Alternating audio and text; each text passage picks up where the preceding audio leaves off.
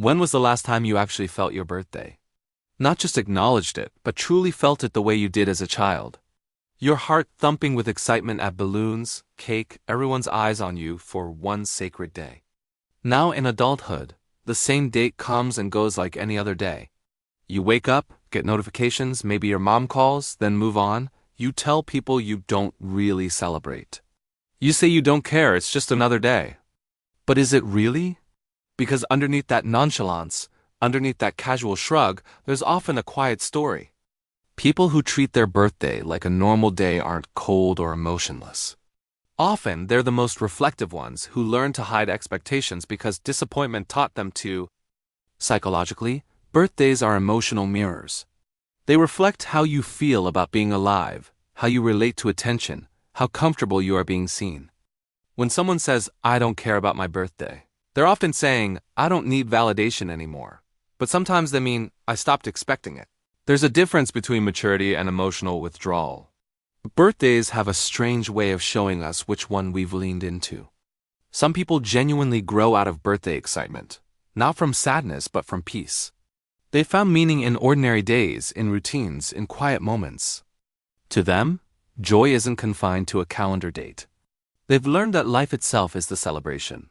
But for others, the story is different. Birthdays bring subtle anxiety, not because of age, but because of memory. Maybe birthdays remind them of moments when they felt forgotten.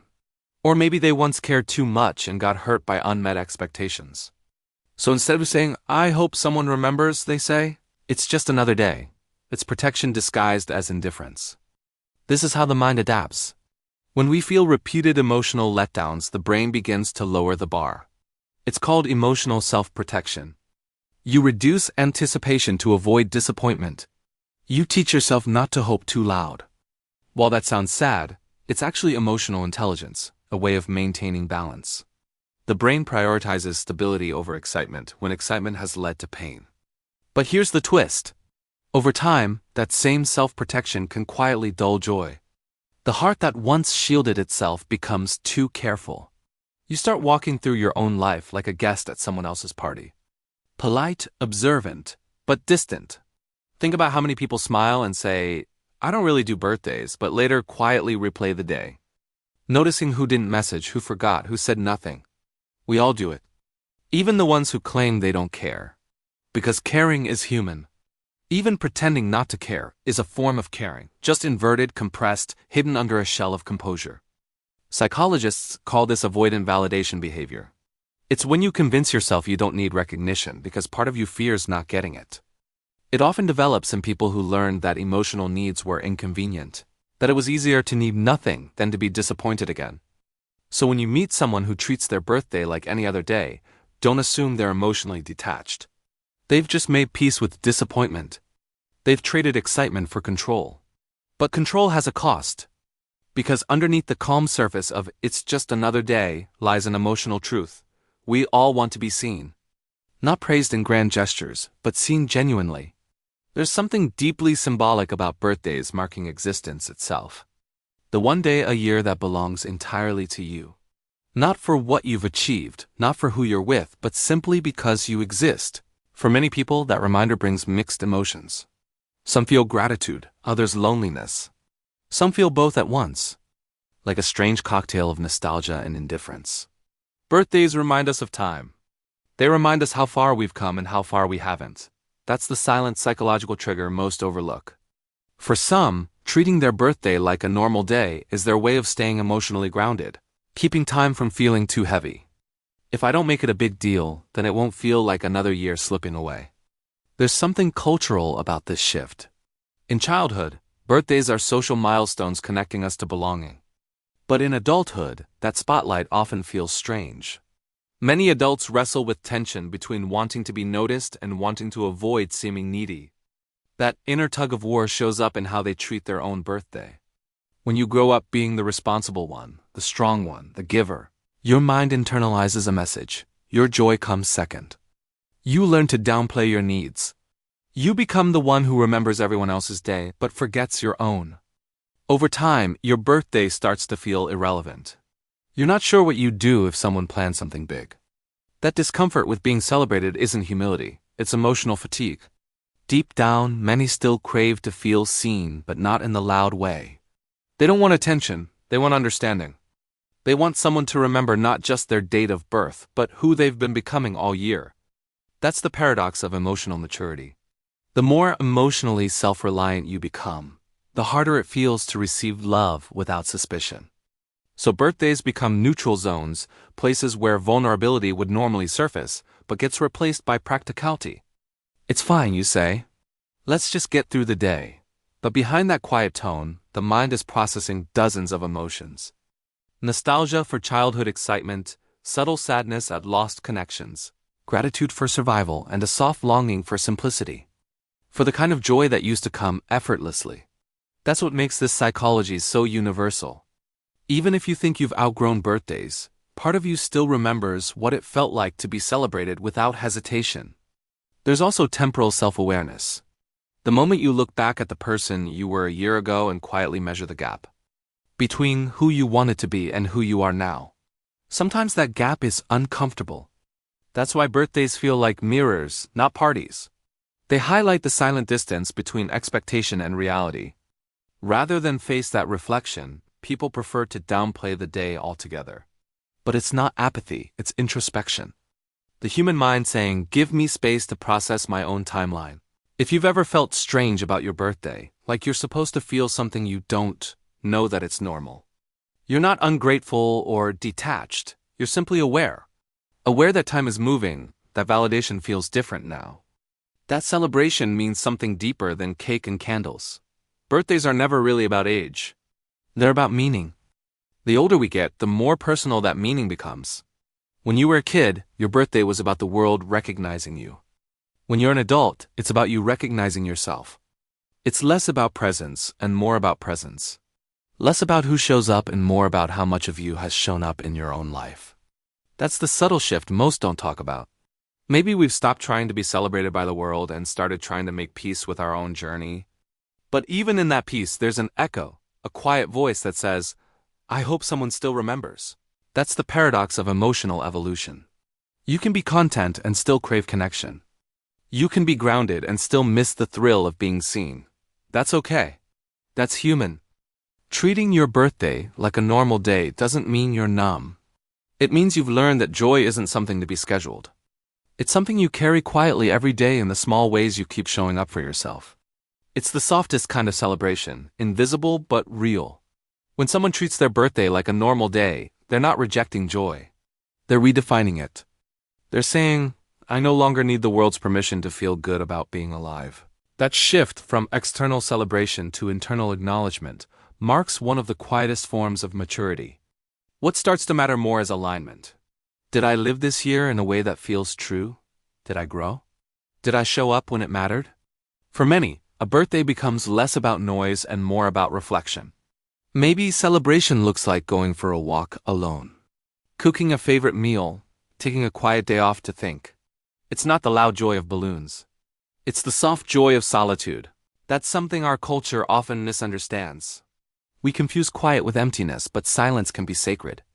This is self-concordant motivation. When your values and actions match, you experience deeper fulfillment without external validation. When someone spends their birthday quietly, it's not apathy, it's alignment. They're no longer chasing celebration that's loud, fleeting, and performative. They've replaced it with something steady. Self-trust. But there's an emotional undercurrent beneath that peace. While some truly feel content spending their birthday quietly, others wish they didn't have to. They wish someone else would take initiative. They wish they didn't have to pretend that it doesn't matter. That tension between wanting to be seen and wanting to seem unbothered is one of the most human contradictions. The longing to be noticed without asking. The desire to be celebrated without requesting space for it. That universal ache between independence and intimacy.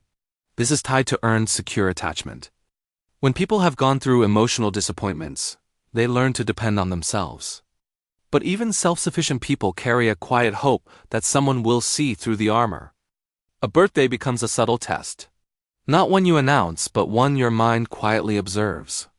Who remembered? Who reached out without a reminder? Who still sees you when you're not visible? Even if you tell yourself it doesn't matter, a small part of you still checks. That's not weakness, that's humanity. Because no matter how self-aware or emotionally independent we become, we never outgrow the need for connection. We just get better at hiding it. There's a fascinating paradox in how people relate to time on birthdays. For some it feels like progress, for others pressure. If past years were fulfilling, birthdays feel like milestones. But if the last year has been heavy or confusing, a birthday can feel like a subtle confrontation with yourself. A reminder that another year has passed, and the questions you haven't answered are still waiting. That's why many prefer to blur the day into the rest of the week. It's not denial, it's self-preservation. It's saying, I'll reflect when I'm ready. But even in that quiet, the day carries weight. It stirs memory, gratitude, regret, nostalgia all at once. Your subconscious takes inventory of everything that's changed and everything that hasn't. In that internal dialogue, something powerful happens. You realize birthdays are checkpoints of consciousness. They force you to pause and ask, am I living honestly? Am I still becoming someone I recognize? Do I like the story I'm telling with my life? When you treat your birthday like a normal day, you might be facing these questions quietly. Not every kind of growth needs to be broadcast. Some growth is invisible. It's in the way you react differently than you used to. It's in the way you forgive faster, complain less, or find beauty in moments that once went unnoticed. Maybe that's the truest celebration. When you don't need the day to feel extraordinary because you've learned to find the extraordinary inside the ordinary. Still, there's a gentle truth worth remembering. Even the most self-sufficient souls still deserve to feel special once in a while. Not because they need validation, but because recognition nourishes the parts of us that carry others. The ones who treat birthdays like any other day are often the same people who hold space for everyone else's milestones. They're the quiet anchors in their circles, the ones who remember your important dates, who check on you first, who give without keeping score. Sometimes those people forget that they too deserve light. That it's okay to let others give back, that you don't have to earn joy by being strong all year. Even the calmest souls still need warmth. Even the independent hearts still need to be seen. Not for what they do, but for who they are. There's nothing wrong with wanting that. There's nothing weak about missing it. If you've ever felt that quiet ache on your birthday, that's your heart reminding you that connection still matters. It's reminding you that you're human, and that's the whole point of the day. It's not to celebrate perfection or achievement. It's to celebrate the fact that you're still here, still learning, still evolving. Still trying to make sense of what it means to live. Maybe the psychology isn't about indifference at all. Maybe it's about integration, the merging of joy and reflection, the acceptance that not every emotion has to be loud to be real. Yet even in that peace, there's space for small gestures. One text can still make someone's day. One voice note, one call, one moment of presence.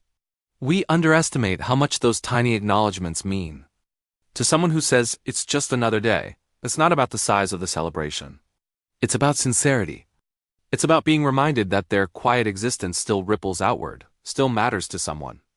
Maybe that's the real psychology. That deep down, none of us truly want to be invisible. We just want to be loved in the language we understand. Some want fireworks, others just want peace. Some want surprises, others want consistency. Some want crowds, others want one person who listens. That's okay. There's no right way to experience your own existence. So if your birthday feels ordinary, if you went to work, made coffee, checked messages, and carried on, maybe that's not something to fix. Maybe it's something to honor. What you're really saying is, my life is already full enough. That's not detachment, that's gratitude in disguise. But at the same time, let yourself be soft. If you miss the excitement you once had, it's okay to feel that too. Missing your younger self doesn't mean you've regressed. It means you're remembering what innocence felt like before the world taught you restraint. Perhaps that's the greatest gift you can give yourself on your birthday. To remember the child who once counted down to midnight with glowing eyes. Who believed one day could hold infinite magic. That child is still somewhere inside you. Waiting not for a party, but for acknowledgement. Waiting for you to whisper, hey, I see you. We made it another year. That's the kind of celebration that doesn't fade when the candles go out. That's the kind that stays with you. So if your birthday ever feels like just another day, don't feel guilty. It's not emptiness, it's evolution. It's the mind learning that meaning doesn't need noise. Yet in the quiet, if someone remembers, let them. Let them say your name. Let them remind you that you matter. Because you do, even on the days that feel ordinary. Even when you treat your birthday like a normal day. Especially then, because maybe that's the most beautiful thing about growing up. Learning that celebration doesn't always need confetti. It just needs awareness, a moment of stillness, a deep breath. You don't have to make a wish. You already are one. If this resonated with you, you're not alone. Thousands of people feel this way, but never talk about it. Sometimes the most profound truths are the quietest ones. Whether you celebrate big or sit quietly, whether you feel everything or feel numb, your experience is valid. There's no wrong way to exist on your birthday. The fact that you're here, that you made it another year, that you're still trying to understand yourself, that alone is worth acknowledging. So here's to the quiet ones. The ones who don't need the world to stop, but appreciate when someone pauses. The ones who've learned that love doesn't have to be loud to be real. If today is your birthday, happy birthday. If it's not, remember this when it comes. And if you know someone who treats their birthday like just another day, maybe send them a message. Not because they need it, but because everyone deserves to feel remembered. Thank you for being here. Thank you for listening. And thank you for making it another year. You matter more than you know. If you found meaning in this, share it with someone who might need to hear it. And remember, you don't have to be loud to be seen. You just have to be you.